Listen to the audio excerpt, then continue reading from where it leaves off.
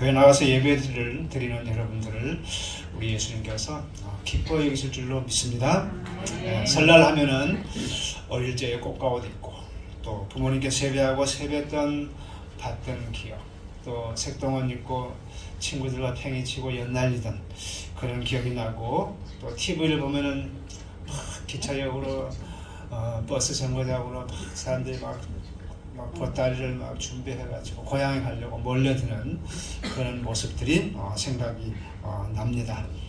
그리고 고향 하면은 생각나는 것이 뭐냐면은 우리 어머님이시죠.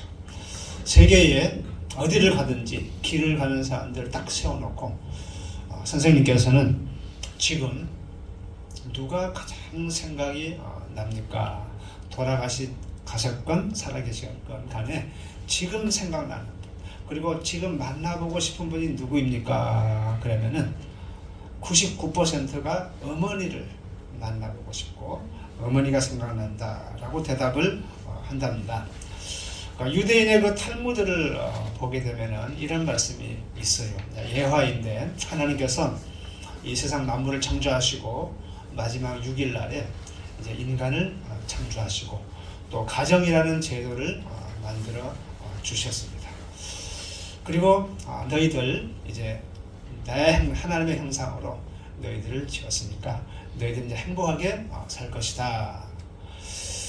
그리고 혹시라도 문제가 있거든 나한테 와가지고 얘기를 하거라. 그러면 내가 가서 언제든지 가서 그 문제를 해결하겠다. 그렇게 말씀해놓고 사람들 다 가정을 돌려보냈어요. 그리고 이들이 잘 살겠지 하고 이제 어떻게 사는가 보자 하고 이제 지켜보았습니다. 그런데 이게 웬일입니까? 그 다음 날부터서 막 사람들이 막 몰려와가지고 하나님 와서 우리 집 이것 좀 해결해 주세요. 이것 좀 해결해 주세요. 막 이 고충들을 막 얘기를 하는 거예요. 근데 하나님께서 일일이 집집마다 돌아다니시면서 이걸 해결해 주실 수가 좀 그렇잖아요. 그래서 생각 끝에 그러지 말고 나를 대신할 수 있는 사람을 그 가정마다에다가 파견을 해가지고 그 문제를 해결할 수 있도록 해야 되겠다 해가지고 하나님이 특별히 뽑아가지고는 가정마다에다가 사람을 보냈습니다. 그분이 누굴까요? 어머니이십니다. 어머니. 여러분, 유대인들은요, 자녀가 태어나게 되면은 그 성을 어머니의 성을 따르게 합니다. 그 이유는 그 자녀를 어머니가 키우고 아버지는 밖으로 놔두기 때문에. 그래서 집안에서 어머니의 영향을 받으면서 그 어머니의 인성과 그 교육을 받았기 때문에 어머니의 사랑을 성을 따라서 한대. 어머니의 영향을 많이 받고 자랐기 때문에 얼마나 합리적인지 모릅니다. 혈통을 따라서 하는 것이 아니고 교육을 따라서 누구의 영향을 많이 받았느냐, 거기에 중점을 둔다는 것이 참 합리적이죠. 근데 우리나라는 어떻습니까? 아버지가 바깥으로 놔두고 한술 먹고 가서 노름하고 그냥 외도하고 바람 피우고 막 그래도 석을 누구한테로 해요? 아버지한테로 하잖아요. 물론 우리 교회는 다 남편들이 착하니까 괜찮은데, 그런 남편들도 있잖아요. 그런 남편들은 성을 그 아버지한테 하면 안 되죠. 엄마한테로 해야죠. 근데 우리나라는 그렇게 하는 거예요. 여러분, 우리에게는요, 하나님이 파견해 주신 어머님이 있었기에 오늘날 우리가 이렇게 잘 성장할 수가 있었습니다. 나 또한 어머니로 또 각 가정에 파견되어졌어요. 우리가 어머니로 좀 체험을 받았잖아요. 그래서 우리가 하나님께 각 가정에 파견을 받았다. 선교사로 또 가정을 세울 수 있는 사람으로 파견을 받았다 생각하고 충성을 다하는 그런 어머니가 되도록 여러분들 다짐을 하도록 합시다. 이 시간에 그 사진 한번 띄워줘 보세요. 제가 어머님 사진을 좀 보내달라고 했는데 어쩔 수 없이 보내주신 분만 내가 띄웠습니다. 자, 이분이 누구 어머니냐? 이분이 젊었을 때의 우리 어머니입니다. 복스럽게 생겼죠. 참 착하셔요. 그 다음에 이분이 유현심 집사님 부모님 것 같아요. 자, 아버지가 참 멋지고 어머님 이제 늙으셨는데 해갑잔치인가 칠순인가 된 것 같네요. 또 넘겨보세요. 누구인 것 같아요? 우리 민혜숙 권사님 어머니십니다. 그 다음에 누구 닮았어요? 사모님 같다. 아니요, 우리 이성자 집사님 권사님. 우리 이성자 권사님 어머니. 저 옆에는 누군가 모르네. 소풍 가서 찍었는가 하여튼. 다음에 넘겨보세요. 사진을 이렇게까지 보십시오. 이렇게. 사진을 이렇게까지 보내가지고 이건 누구냐면 참 야물게 생기셨죠. 야물게. 고생도 많이 한 것 같고 다들 그렇지만은 이 원홍순성 집사님 어머니세요. 다 됐습니까? 네. 아니 좀 다 보내주셨다면 다음 주에 또 하셔요 한 번. 네. 또 보내주세요. 하여튼 우리 어머님들 이 어려운 시절 배복 혼술에 헐리를 졸라매고 배를 골아가면서 우리를 이렇게 키워냈습니다. 자, 이 시간에 우리 어머니 노래 1절만 한번 합시다. 맨 처음에 어떻게 하죠? 나 실제 괴로움 다 잊으시고 기르실 때 밤낮으로 애쓰는 마음 진 자리 마른 자리 가라리시며 손만이 닿을토록 고생하시네 하늘 아래 그 무엇이 높다리요 어머님의 일생은 가히 없어라. 아멘.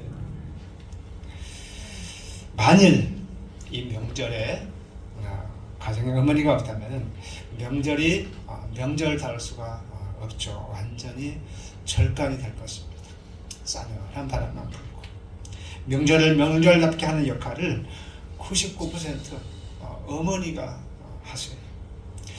그렇게 살기 힘든 시대에 어머니들은 우리들을 이렇게 살아갈 수 있도록 해놓고 하늘나라로 다들 가셨습니다. 이제는 여기에 있는 우리들이 그 바톤을 이어받았어요. 옛날 우리 어머니들은요, 그 어려운 시절에 우리들을 키워낸 것 그거 하나라도 아주 위대한 일을 하고 가셨습니다.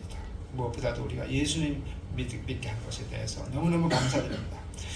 그러나 예수님을 믿는 우리 어머니들은요, 지금 우리들은요 더 위대한 어머니들이 돼야 됩니다.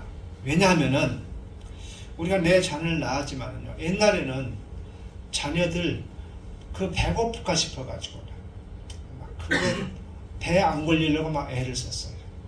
근데 요즘에는 먹을 것은 풍부하고 뭐가 문제냐면은 그 영적으로 썩어가고 있어요.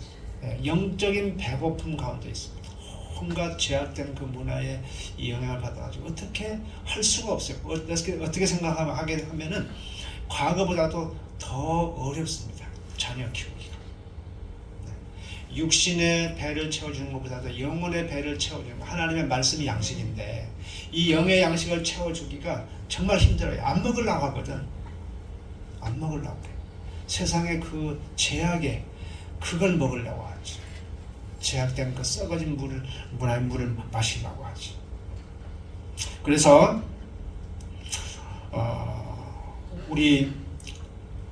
우리들은요 그런 자녀들을 잘 키워내야 되는 그 사명을 가지고 있고, 또 무엇보다도 또 한 가지, 바울사도 그랬죠. 내가 복음으로 너희를 낳았도다 했는데 다른 사람들의 영혼도 구원해내야 되고 또 교회를 또 추스려야 되고 그렇습니다. 전도해야 된다 이 말입니다. 또 속썩이는 자녀를 키우듯이 영혼을 돌보는 또 다른 어머니의 역할을 해야 돼요. 여러분, 바울 사도가 고린도 지방에 교회를 세워서 많은 사람들을 전도했어요. 그리고 그곳에 교회를 세우고 또 교역자들을 세웠습니다. 그리고 또 다른 데로 올라갔는데 거기에서 안 좋은 소식들이 막 들려오는 거예요. 뭐 이단에 넘어갔다, 또 죄를 짓고 있다는 소식, 또 이파 저파로 갈려져 가지고 분열이 되어 있다, 그런 이야기들. 여러분, 자녀를 낳았으면요 그것으로 끝나지 않고 키워야 되는데 얼마나 힘이 듭니까? 말 안 듣고 사고치고 말썽 부려서. 교회도 그래요. 전도되어서 교회 오게 되면은 성도들이 잘 자라면 되는데 우리 여디대가 넘어지고 시험이 들고 상처도 받고 그래요. 그래서 교회도 어머니들이 있어야 됩니다. 우리 권사님, 집사님들이 그런 역할을 해야 되는 것입니다. 즉 그리스도의 일꾼이 돼야 돼요. 충성스러운 일꾼. 하나님의 일꾼으로 교회에서 일을 하다 보면은요, 우리가 많은 것들을 경험을 하게 됩니다. 좋은 경험도 하지만은 정말 안 좋은 경험도 많이 하게 되죠. 왜냐하면 고생도 해야 되고 오해를 받기도 하고 또 수고도 해야 되고 또 애쓴 만큼 열매가 안 보이니까 실망도 하고 그렇습니다. 그러나 우리가 하나님의 일은 기쁨으로 해야 되거든요. 힘들어도 기뻐해야 돼요. 그러려면은 우리가 내 열심으로는 안 돼. 내 열심으로는. 뭘로 해야 되느냐? 하나님이 주시는 힘으로 해야 됩니다. 그래서 십자가를 바라봐야 되고 성령이 주시는 힘으로 해야 돼요. 여러분, 어머니가 맞닥뜨려서 살아가야 하는 것들을 보게 되면은요, 자녀를 낳아서 길러야 되고 남편 챙기고 그 다음에 살림을 살아야 되고 하여튼 수십 가지예요. 남편이 병들면 밖에 나가서 돈도 벌어와야 되고 남편이 무능하면은 밖에 나가서 장사해야 되고 그래서 허리가 휘도록 수고하는 삶입니다. 그래서 어머니보다 더 아름답고 어머니보다 더 강한 단어는요 이 세상에 없어요. 그래서 천국에서 받는 상이 더 클 것입니다. 더 클 것. 그래서 피해의식 갖지 마세요. 왜 내가 고생해야 되느냐 그렇게 하지 말고 우리가 열심히 함으로 하늘에서 그 상을 바라보고 우리가 더욱더 열심으로 살아가도록 합시다. 제가 설날에 왜 이런 이야기를 하냐면은 가정에서도 교회에서도 이런 어머니 정신으로 살아가야 되기 때문에 이런 말씀을 드리는 것입니다. 물론 남자들도 마찬가지예요. 여러분, 어머니의 모델은요 참고 견딤입니다. 그리고 사랑이에요. 여러분, 예수님은 모든 인생에게 모든 부분에 있어서 참 모델이 되세요. 그래서 예수님의 삶 속에 모든 문제에 해답이 있습니다. 그래서 외로울 때, 괴로울 때, 힘들고 절망할 때에 주님의 얼굴을 우리가 바라봐야 돼요. 괴로울 때 주님의 얼굴을 보라. 찬송가도 있잖아요. 우리 오늘 본문 마태복음 27장을 한번 볼까요? 마태복음 27장 27절.